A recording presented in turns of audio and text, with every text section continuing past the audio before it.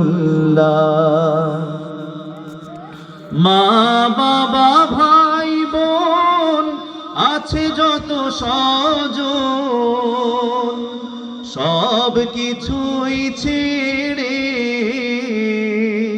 কোথায় হবে বসবাস। মাঝে মাঝে মনে হয় কিসের আনন্দ, কিসের এত হাসি উল্লাস। মাঝে মাঝে মনে হয় কিসের আনন্দ, কিসের এত হাসি উল্লাস। করেছি যত পাপ জানি না হবে কি মা, শেষ বিচার দিনে সবই হবে প্রকাশ। মাঝে মাঝে মনে হয় কিসের আনন্দ, কিসের এত হাসি উল্লাস। বন্ধু যত ভাবে সকলেই পার হবে, পুরাবে আমার যে দিন এই বুকের নিঃশ্বাস। মাঝে মাঝে মনে হয় কিসের আনন্দ, কিসের এত হাসি উল্লাস। মাঝে মাঝে মনে হয় কিসের আনন্দ, কিসের এত হাসি উল্লাস। একদিন মরতে হবে, হতেই হবে লাশ। মাঝে মাঝে মনে হয় কিসের আনন্দ, কিসের এত হাসি উল্লাস। সবাই পড়েন আমিন। একটু জিকির করে সুবহানাল্লাহ ওয়ালহামদুলিল্লাহ লা ইলাহা ইল্লাল্লাহ সুবহানাল্লাহ। মাশাআল্লাহ, আরেকটু জোরে সুবহানাল্লাহ ওয়ালহামদুলিল্লাহ লা ইলাহা ইল্লাল্লাহ। মাশাআল্লাহ।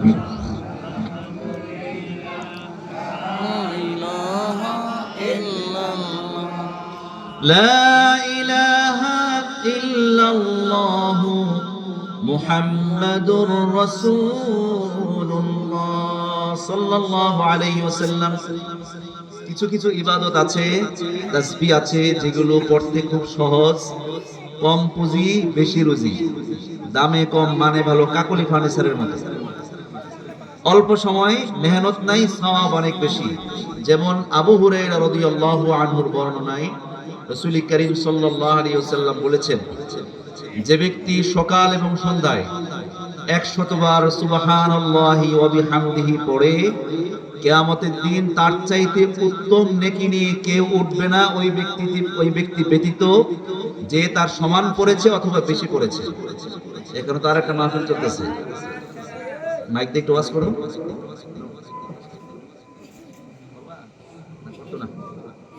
নতুন রাসূল পাক সাল্লাল্লাহু আলাইহি ওয়াসাল্লাম বলেছেন, যে ব্যক্তি সকাল এবং সন্ধ্যায় 100 বার সুবহানাল্লাহি ওয়া বিহামদিহি পাঠ করে, কিয়ামতের দিন তার চাইতে উত্তম নেকি নিয়ে কেউ উঠবে না ওই ব্যক্তি ছাড়া, যে তার সমান পড়েছে অথবা বেশি পড়েছে। যেমন কেউ সকাল বেলায় 200 বার পড়ছে, সন্ধ্যায় 200 বার পড়ছে, ওই ব্যক্তি বেশি নিয়ে উঠবে। তবে যে ব্যক্তি প্রতিদিন সকাল এবং সন্ধ্যায় সুবহানাল্লাহি ওয়া বিহামদিহি 100 বার পড়ে, তার চেয়ে উত্তম নেকি নিয়ে কেউ উঠবে না। অন্য হাদিসে এসেছে, রাসূল পাক সাল্লাল্লাহু আলাইহি ওয়াসাল্লাম বলেছেন, যে ব্যক্তি সকাল এবং সন্ধ্যায় সুবহানাল্লাহি ওয়া বিহামদিহি 100 বার পড়ে, তার আমলনামার গুনাহগুলো যদি সমুদ্রের ফেনা পরিমাণ হয়, তবু আল্লাহ তাকে দয়া করে মাফ করে দিবেন। কোন সুবহানাল্লাহ। বাক্যটা কি? সুবহানাল্লাহি ওয়া বিহামদিহি, এতটুকু।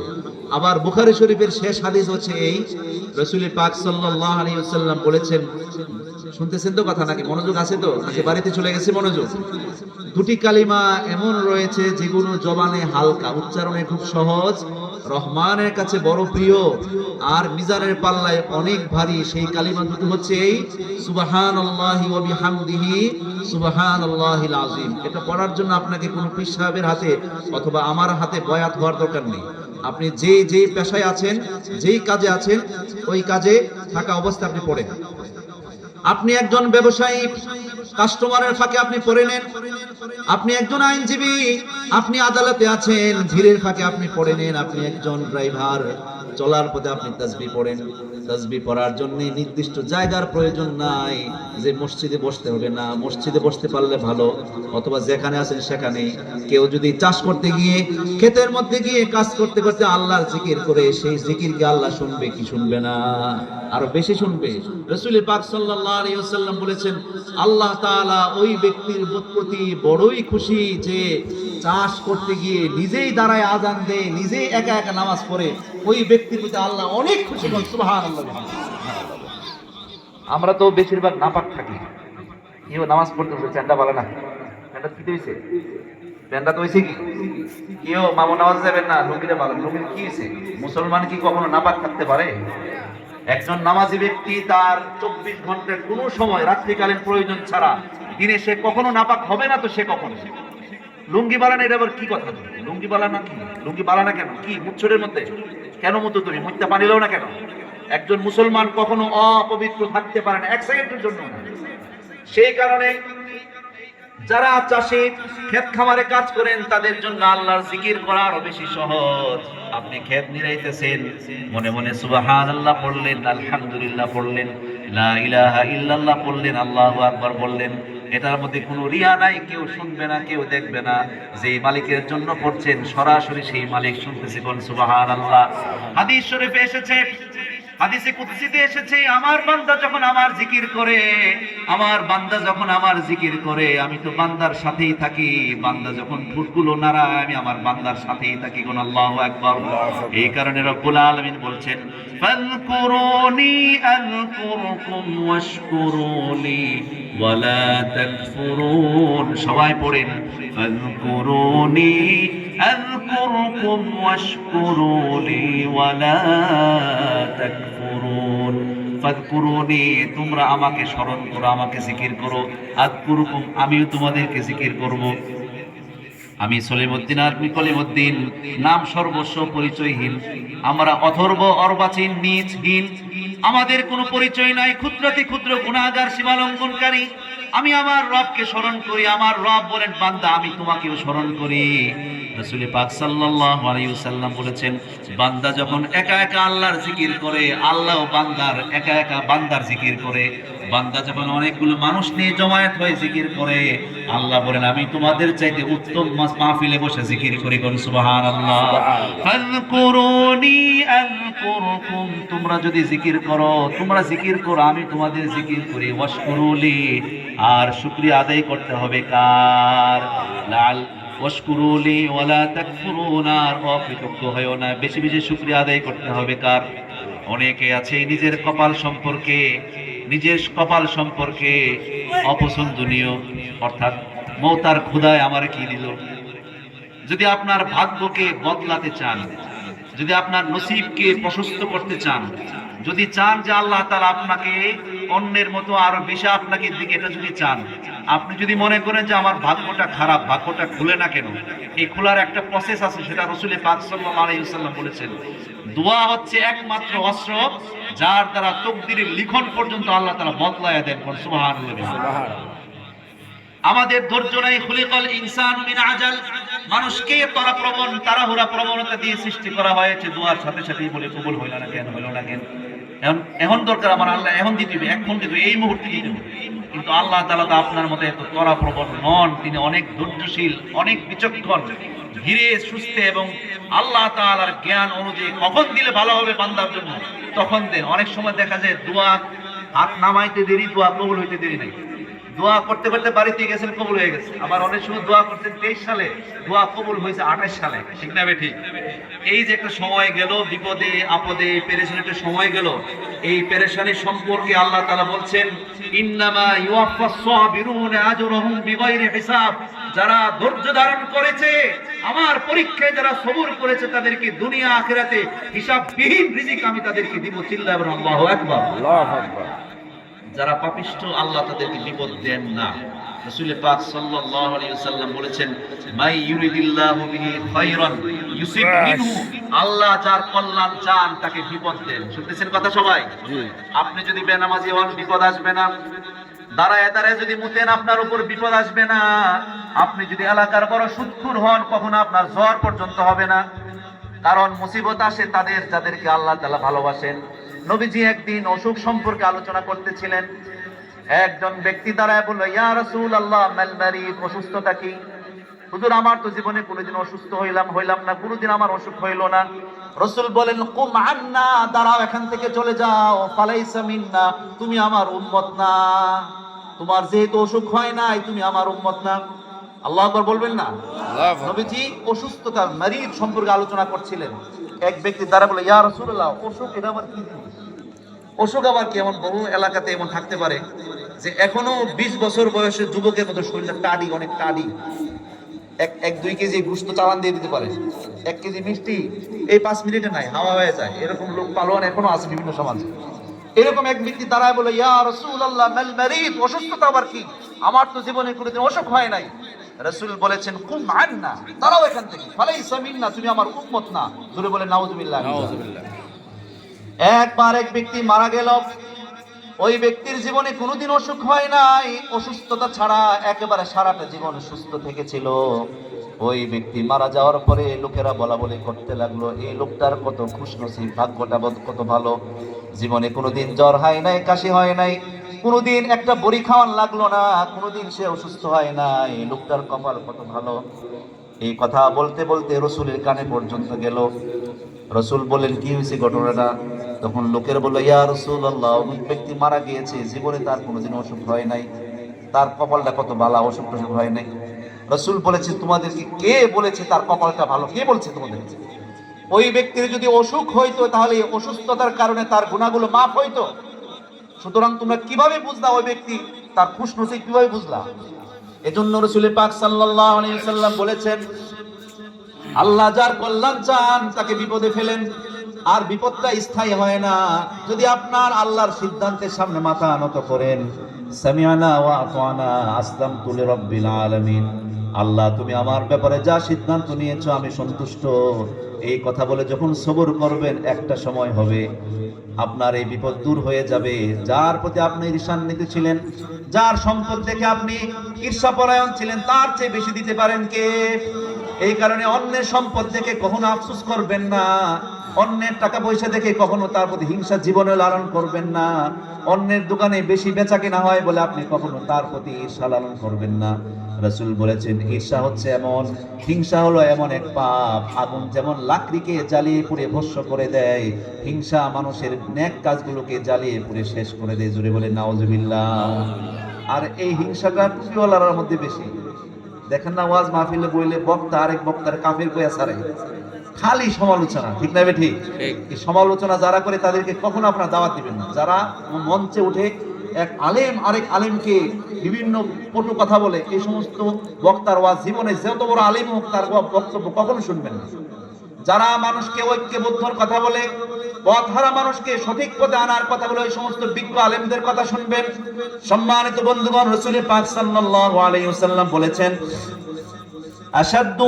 আল্লাহু আশাদ্দু ফারহান বিতাওবাতি আহাদিকুম লিদাল্লাতিহি ইযা ওয়াজাদাহা, রাওয়াহু মুসলিম। কোন হারানো পশু ফিরে পাওয়ার পর ওই পশুর মালিক যতটা খুশি হয়ে যায়, আল্লাহর কোন পথভ্রষ্ট বান্দা যদি আল্লাহর পথে ফিরে আসে, আল্লাহ তার চেয়ে বেশি খুশি হয়ে যায়। কোন সুবহানাল্লাহ। এই এলাকায় অনেক মানুষ আছেন যারা গরু পালেন, গাভী পালেন, পালে না অনেকে। ঘুম থেকে উঠে দেখলেন আপনার গাভীটা পালায়ে গেছে, অথবা বিকাল বেলায় দুপুর বেলায় ঘাস খাওয়ার জন্য জমিনে আপনি গরুটা আপনি খুঁটা বসিয়ে দিয়ে আসলেন, সন্ধ্যার সময় গরুটা আনতে গিয়ে দেখুন গরু নাই, আশপাশে এলাকায় কোথাও নাই। মাইকিং করে কোথাও পাওয়া গেল না, কোথাও নাই, একেবারে হদিশ হয়ে গেছে, লাপাত্তা হয়ে গেছে। আপনার মনটা কেমন হতাশ। 3 লাখ টাকা গরুটার দাম, 2 লাখ টাকা, 1 লাখ টাকা। সারা রাত আপনার ঘুম হয় নাই, ধার দেনা করে কুরবানির জন্য গরুটা কিনছে, কুরবানির মাঠে বিক্রি করবো, আজকে গরুটা হারিয়ে গেছে। একদিন পরে যদি ওই গরুটা নিজে নিজে হেঁটে হেঁটে যদি আপনার গোয়াল ঘরে চলে আসে, তখন আপনার মনটা যেমন খুশি হয়, আল্লাহর বেহেদায়েতি বান্দা, পথভ্রষ্ট বান্দা, গুনাহগার বান্দা যদি তওবা করে, আল্লাহ এর চেয়ে বেশি খুশি হয়ে যায়। বলুন সুবহানাল্লাহ। আমরা টিটকারি করি, আইসিও আমাকে নামাজ পড়তে আইছে, সারা বছর খাইছে গাঞ্জা দিয়ে, আঞ্জা দিয়ে গাঞ্জা খাইছে, নামাজ পড়তে, এরকম ক্রিটিসাইজ করি। কখনো কোনো মানুষকে পাপ নিয়ে কটাক্ষ করবেন না। হতে পারে যাকে আপনি অবমূল্যায়ন করছেন সে আপনার চেয়ে অনেক বড় আল্লাহর প্রিয় বান্দা হয়ে যেতে পারে। হেদায়েতের চাবি কার কাছে? এই কারণে কোনো মানুষ যদি নামাজ না পড়ে, মদ খায়, জুয়া খেলে, গাঁজা খায়, ইয়াবা খায়, আব্বা খায়, যাই খায়, কোনো মানুষকে খারাপ বলবে না, তার কাজটাকে খারাপ বলবে না। ওই ব্যক্তির জন্য হেদায়েতের দোয়া করবেন। আর হেদায়েতের দোয়া করলে কবুল করেন কে? শুধু ওয়াজে কখনো হেদায়েত হয় না ভাইজান। আবার বলি, কোনো বক্তা, সে যত বড় বক্তাই হোক, কোনো বুজুর্গ যত বড় বুজুর্গ হোক, ওয়াজে শুধু মানুষ হেদায়েত হয় না। হেদায়েতের জন্য ওয়াজের পাশাপাশি দোয়া লাগে। দোয়া কি লাগে বলেন তো, কি লাগে? যেই উমর নবীজিকে কল্লা কাটার জন্য গিয়েছে, এমন দুঃসাহস তো কেউ দেখায় নাই, আবু জেহেলও দেখায় নাই, উতবা সাহেবা, আবু লাহাব এবং দুঃসাহস দেখায় নাই।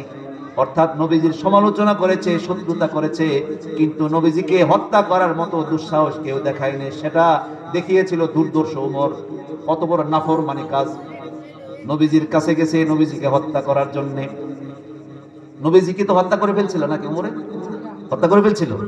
নবীজি আগের রাতে দোয়া করছে, হে আল্লাহ, আবু জেহেল অথবা উমর, আবু জেহেল অথবা উমর, এই দুইজনের যে কোনো একজনের হেদায়েত দিয়ে দিও। সুবহানাল্লাহ কইবেন না?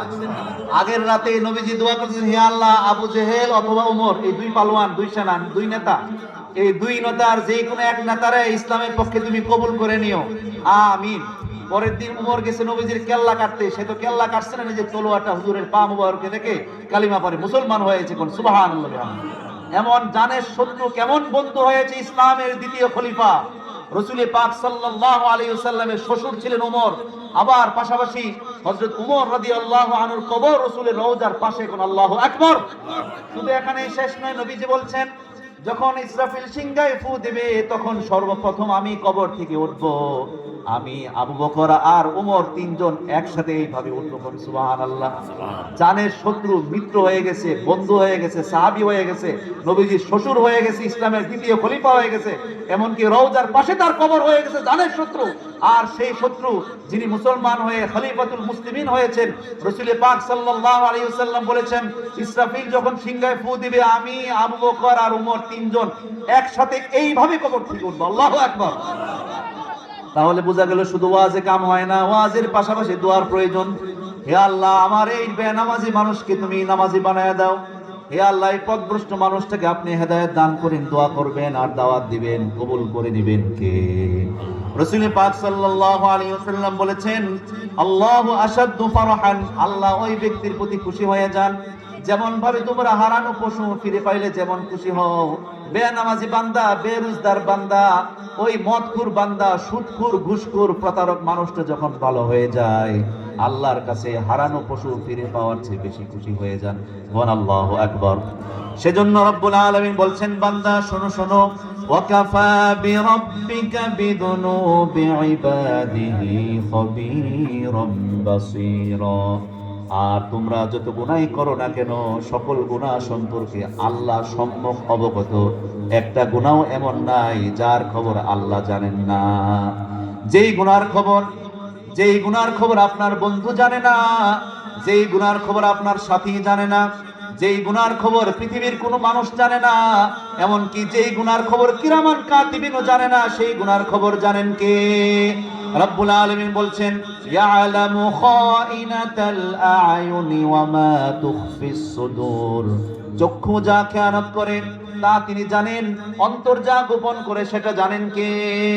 আপনি মনে মনে কি ভাবতেছেন সেটা কিরামান কাতিবিন জানে না। করলে জানবে, ইয়ালামুনা মা তাফআলুন, তোমরা যা করো তা তারা জানে, কিন্তু যা মনে গোপন রাখো তা তারা জানে না। কিরামান কাতিবিন ইয়ালামুনা মা তাফআলুন, সম্মানিত লিপিকরগণ, তোমরা যা করো তারা তা জানে, কিন্তু অন্তরে যা গোপন আছে সেটা জানে না, সেটা জানেন একজন, তিনি কে? আল্লাহ তাআলা বলছেন, ওয়াকাফা বিরাব্বিকা বিদুনুবি ইবাদিহি খবীরাম বাসীরা, তোমরা বান্দা যত গুনাহ করে সেই গুনাহ তিনি দেখেন এবং জানেন, এজন্য মাফ চাইতে হবে তার কাছে, যিনি সব জানেন। ঠিক না বেঠিক?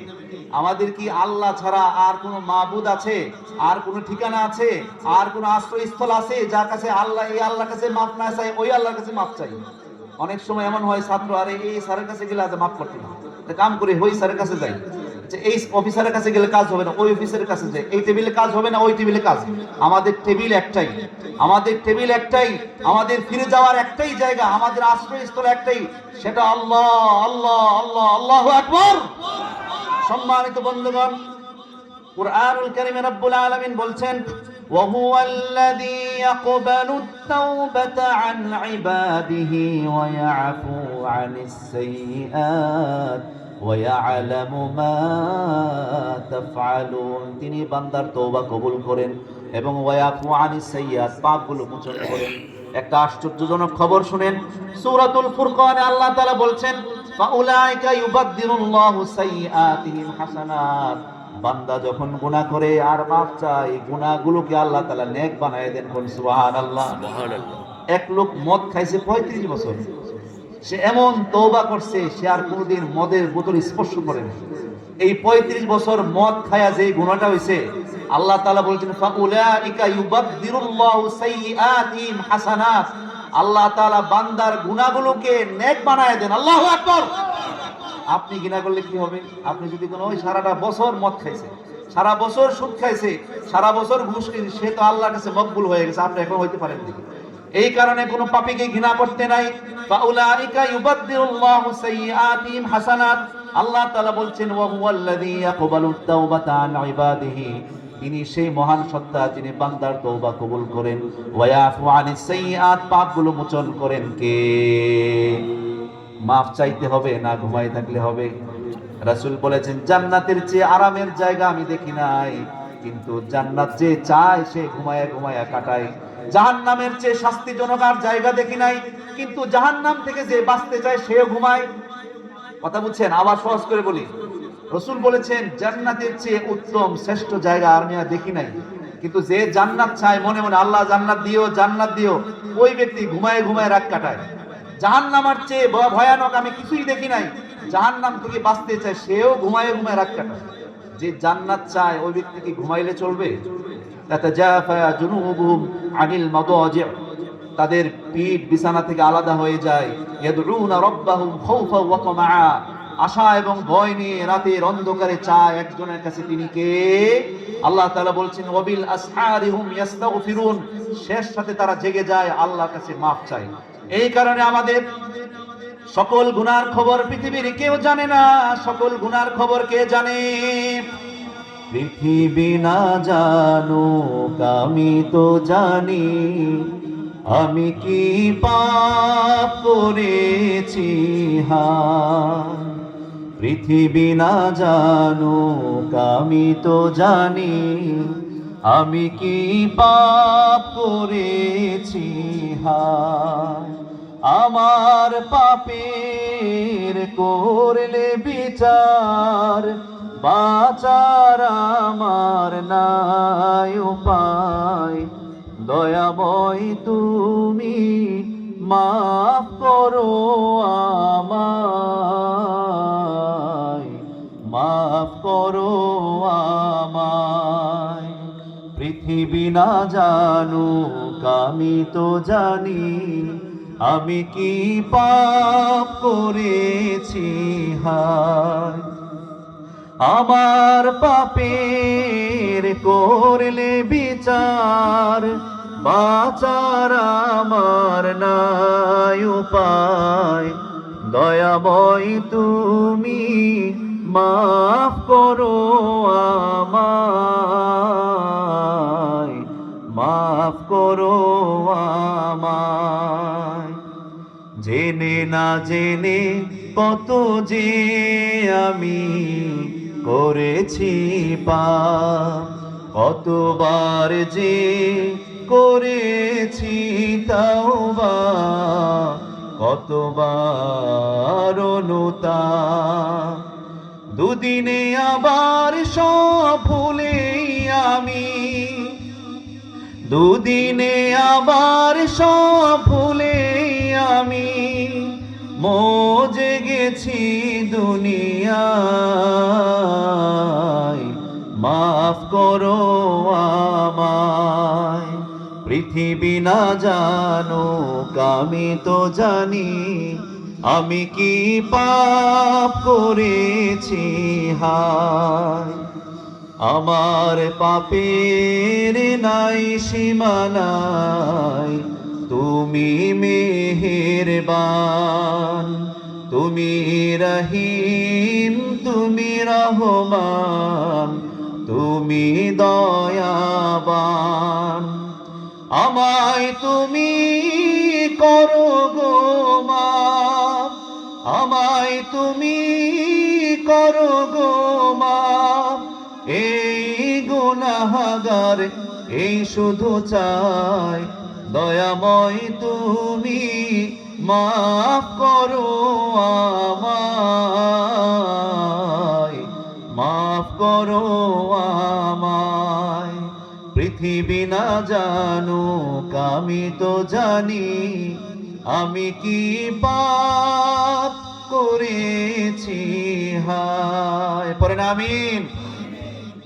একটু জিকির করি লা ইলাহা ইল্লাল্লাহ, জোরে লা ইলাহা ইল্লাল্লাহ, লা ইলাহা ইল্লাল্লাহ, মাশাআল্লাহ, লা ইলাহা ইল্লাল্লাহ।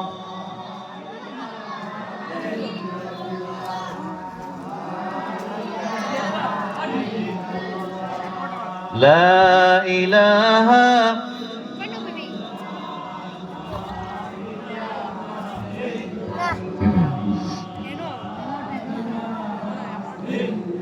সাইডে বাবা না লা ইলাহা ইল্লাল্লাহ মুহাম্মাদুর রাসূলুল্লাহ সাল্লাল্লাহু আলাইহি ওয়াসাল্লাম। যখন আমাদের জীবনে বিপদ আসে, হতাশা আসে, তখন আমরা কাঁদি কি কাঁদি না? যে কান্না কেউ দেখে না, মনের কান্না, যে কান্না চোখ দিয়ে পর্যন্ত পানি আসে না। অল্প সুখে কাতর, অধিক সুখে পাথর। যে মানুষটা পাথর হয়ে যায় ওই মানুষটা কাঁদতেও জানে না, ঠিক না বে ঠিক? কিন্তু গুনার জন্য কয়বার কাঁদছেন? নিজের গুনার কথা স্মরণ করে অন্ধকারে নীরবে একা নিঃসঙ্গ অবস্থায় কয়বার আল্লাহর কাছে কাঁদছেন? এই জন্য কান্নার দরকার আছে না নাই? রাসূল পাক সাল্লাল্লাহু আলাইহি ওয়াসাল্লাম বলেছেন, মা মিন আবদিন মুমিনিন ইয়াখরুজু মিন আইনাইহি দুমু', কোন বান্দার দুই চোখ দিয়ে যদি পানি বেরিয়ে আসে, ওয়া ইন কানা মিথলা রাসিদ দুবাবি মিন খাশিয়াতিল্লাহ, আল্লাহর ভয়ে কোন বান্দার চোখ দিয়ে যদি মাছির মাথা পরিমাণ পানি বেরিয়ে আসে, আর ওই পানি যদি তার গাল বেয়ে বেয়ে পড়ে, সুম্মা ইউসিবু শাইআন